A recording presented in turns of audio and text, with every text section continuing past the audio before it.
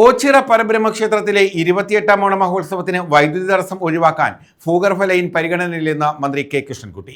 CR Mahesh MLAയുടെ സബ്മിഷന് മറുപടി നൽകുകയായിരുന്നു മന്ത്രി.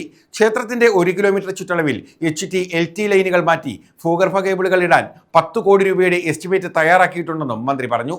28ാം ഓണത്തിന് പ്രാദേശിക അവധി നൽകണമെന്നും CR മഹേഷ് MLA സബ്മിഷനിലൂടെ ആവശ്യപ്പെട്ടു. ഓച്ചിറ പരബ്രഹ്മ ക്ഷേത്രത്തിലെ കാളകെട്ട് ഉത്സവത്തിന് സമീപ പ്രദേശങ്ങളിലെ വൈദ്യുതി മുടക്കം ഒഴിവാക്കാൻ വൈദ്യുതി ലൈനുകൾ ഭൂഗർഭ കേബിളാക്കുന്നത് സജീവ പരിഗണനയിലാണെന്ന് മന്ത്രി കെ കൃഷ്ണൻകുട്ടി.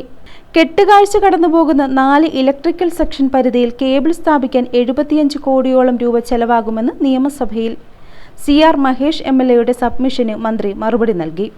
ഒന്ന് തിരുവോണവും മറ്റൊന്ന് തിരുവോണം കഴിഞ്ഞ് 28ാമത്തെ ദിവസം 28 ഓണം ആഘോഷവും. ഓണാട്ടുകരയുടെ ഒരു ദേശീയ ഉത്സവമാണ് സർ. കൃഷി ഉപജീവനമായി കണ്ടിരുന്ന ഒരു ജനത വിളവെടുപ്പ് കഴിഞ്ഞാൽ കൃഷിയിൽ മുഖ്യ പങ്ക് വഹിക്കുന്ന കന്നുകാലികളോടുള്ള ആദരസൂചകമായി, ദേശദേവനായ ഓച്ചിറ പരബ്രഹ്മ ക്ഷേത്രത്തോടുള്ള ഭക്തിസൂചകമായും കൃഷിയിൽ നിന്ന് ലഭിക്കുന്ന കച്ചിയും തടിയും ഉപയോഗിച്ചുകൊണ്ട് കെട്ടുകാളുകളെ നിർമ്മിച്ച് ഓച്ചിറ പരബ്രഹ്മ ക്ഷേത്രത്തിൽ എത്തിക്കുന്നതാണ് ഈ ഉത്സവത്തിന്റെ പ്രത്യേകത.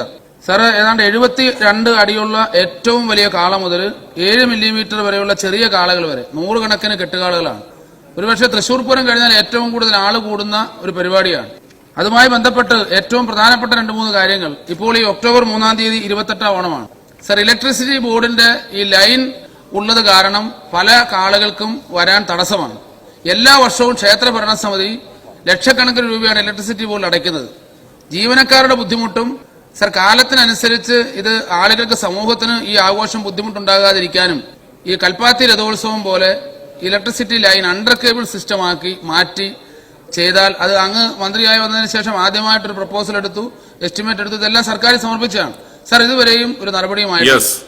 മറ്റൊരു 2 കാര്യം, അത് അങ്ങയുമായി ബന്ധപ്പെട്ടല്ലെങ്കിലും ശരി, സാംസ്കാരിക വകുപ്പ് മന്ത്രിക്കും റവന്യൂ വകുപ്പ് മന്ത്രിക്കും കത്ത് കൊടുത്തിട്ടുണ്ട്.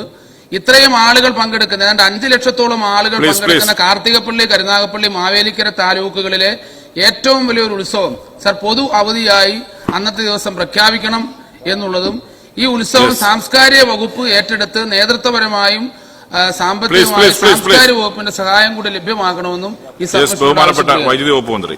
ഓണാട്ടുകരയുടെ വിവിധ ഭാഗങ്ങളിലെ കെട്ടുകാഴ്ചകളെത്തുമ്പോൾ വൈദ്യുത ലൈനുകൾ അഴിക്കാനും തിരികെ കെട്ടാനും വലിയ തുക ക്ഷേത്ര ഭാരവാഹികൾ വൈദ്യുതി ബോർഡിന് അടയ്ക്കണം. ഇതും മണിക്കൂറുകളോളം വൈദ്യുതി മുടങ്ങുന്നതും ഒഴിവാക്കാനാണ് ഭൂഗർഭ കേബിൾ സ്ഥാപിക്കണമെന്ന് CR മഹേഷ് MLA ആവശ്യപ്പെട്ടത്. ക്ഷേത്രത്തിന്റെ 1 കിലോമീറ്റർ ചുറ്റളവിൽ HT LT ലൈനുകൾ മാറ്റി ഭൂഗർഭ കേബിളിടാൻ 10 കോടി രൂപയുടെ എസ്റ്റിമേറ്റ് തയ്യാറാക്കിയെന്നും മന്ത്രി പറഞ്ഞു. സപ്ലൈ കോഡിലെ ചട്ടമനുസരിച്ച് ലൈനുകൾ മാറ്റി സ്ഥാപിക്കാനുള്ള ചെലവ് KSEBക്ക് മുൻകൂറായി നൽകണം.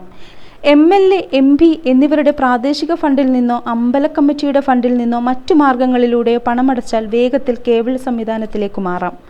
ഓച്ചിറ ബ്രഹ്മക്ഷേത്രത്തിലെ 28ാം ഓണത്തോടനുബന്ധിച്ച് നടത്തുന്ന കാളകെട്ട് മഹോത്സവത്തിന് അമ്പലത്തിന്റെ പരിസരത്തുള്ള വിവിധ പ്രദേശങ്ങളിൽ നിന്ന് 63 അടി ഉയരമുള്ള കാളക്കൊമ്പന്മാരുടെ രൂപങ്ങൾ തൊട്ട് ചെറിയ കാളയുടെ രൂപങ്ങൾ വരെ ക്ഷേത്രത്തിന്റെ അങ്കണത്തിലേക്ക് ആനയിച്ചു കൊണ്ടുവരാറുണ്ട്.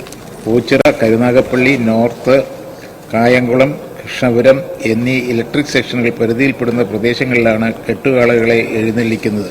കാളകെട്ട് മഹോത്സവത്തിന്റെ ഭാഗമായി സാധാരണയായി കാളകളെ കൊണ്ടുവരുന്ന റൂട്ട് ക്ഷേത്ര ഭരണസമിതി മുൻകൂറായി KSBL ഓഫീസിൽ സമർപ്പിക്കുകയും അതനുസരിച്ച് ലൈൻ അഴിക്കുന്നതിനും കെട്ട് അഴിച്ചു നീങ്ങുന്നതിന് ശേഷം തിരിച്ചു സ്ഥാപിക്കുന്നതിനുമുള്ള പ്രവൃത്തികളുടെ ആവശ്യത്തിനനുസരിച്ച് KSEBയിൽ നിന്നും എസ്റ്റിമേറ്റ് തയ്യാറാക്കി ഭരണസമിതിക്ക് കൈമാറുകയും തുക ഒടുക്കുന്ന മുറയ്ക്ക് പുസ്തക പ്രവൃത്തികൾ ഡെപ്പോസിറ്റ് വർക്കായി നടപ്പിലാക്കി വരികയുമാണ് ചെയ്യുന്നത്.